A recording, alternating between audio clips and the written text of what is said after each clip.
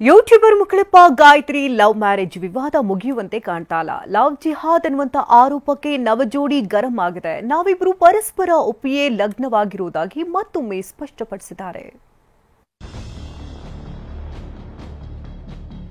ಹಿಂದೂ ಸಂಘಟನೆಗಳು ಲವ್ ಜಿಹಾದ್ ಎನ್ನುತ್ತಿವೆ. ಆತ ತನ್ನ ಮಗಳ ತಲೆ ಕೆಡಿಸಿದ್ದಾನೆ ಅಂತ ತಾಯಿ ಆರೋಪಿಸ್ತಾ ಇದ್ದಾಳೆ. ಆದ್ರೆ ಜೋಡಿ ನಾವಿಬ್ರು ಪರಸ್ಪರ ಪ್ರೀತಿಸಿ ಮದುವೆಯಾಗಿದ್ದೇವೆ ಅಂತ ಒತ್ತಿ ಹೇಳಿದ್ದಾರೆ. ನಾನು ಲವ್ ಜಿಹಾದ್ ಮಾಡಿಲ್ಲ ಎಂದ ಯೂಟ್ಯೂಬರ್ ಮುಕಳೆಪ್ಪ. ಇಷ್ಟಪಟ್ಟು ಮದುವೆಯಾಗಿದ್ದೇವೆ, ನೆಮ್ಮದಿಯಾಗಿರಲು ಬಿಡಿ ಅಂತ ಮನವಿ. ಯೂಟ್ಯೂಬರ್ ಖ್ವಾಜಾ ಶಿರಹಟ್ಟಿ ಅಲಿಯಾಸ್ ಮುಕಳೆಪ್ಪ ಮತ್ತು ಗಾಯತ್ರಿ ನಡುವಿನ ಲವ್ ಮ್ಯಾರೇಜ್ ಸಾಕಷ್ಟು ಸದ್ದು ಮಾಡಿದೆ.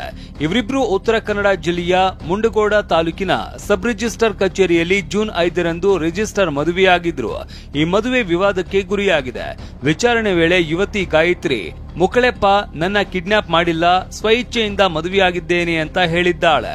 ಈಗ ಮುಕಳೆಪ್ಪ ಸ್ಪಷ್ಟನೆ ನೀಡಿದ್ದಾನೆ.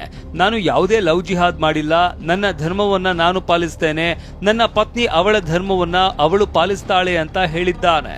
ನಾ ಯಾವ್ದೇ ತರದ ಲವ್ ಜಿಹಾದ್ ಮಾಡಿಲ್ಲ. ನಾವ್ ಇಬ್ರು ಇಷ್ಟಪಟ್ಟ ಮದುವೆ ಆಗಿದ್ದೈತಿ. ಮತ್ತ ನಾವ್ ಯಾವ್ದೇ ತರದ ಮತಾಂತರ ಮಾಡ್ಕೊಂಡಿಲ್ಲ.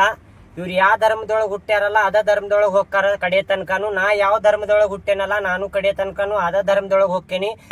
ಏನು ಮಾಡಿಲ್ರಿ, ಏನೇನು ಮಾಡಿಲ್ಲ, ಸುಮ್ಮನೆ ಸುಳ್ಳು ಸುದ್ದಿ ಹಬ್ಸಾತಾರ.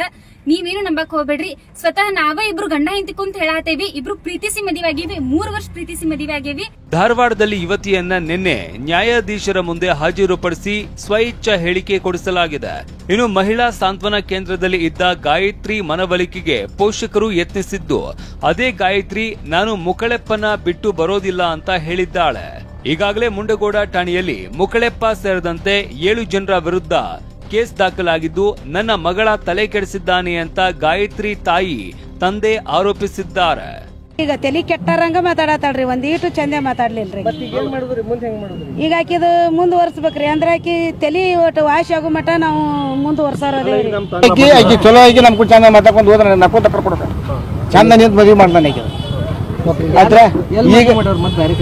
ಈಗ ಅದ ಮತ್ತೆ ಅದೇನೇ ಇರ್ಲಿ, ಮುಕಳೆಪ್ಪ ಮತ್ತು ಗಾಯತ್ರಿ ಪರಸ್ಪರ ಒಪ್ಪಿತ ವಿವಾಹ ಅಂತಿದ್ರೆ ಪೋಷಕರು ಮತ್ತು ಹಿಂದೂ ಸಂಘಟನೆಗಳು ಲವ್ ಜಿಹಾದ್ ಬಣ್ಣ ಬೆಳೆದಿವೆ.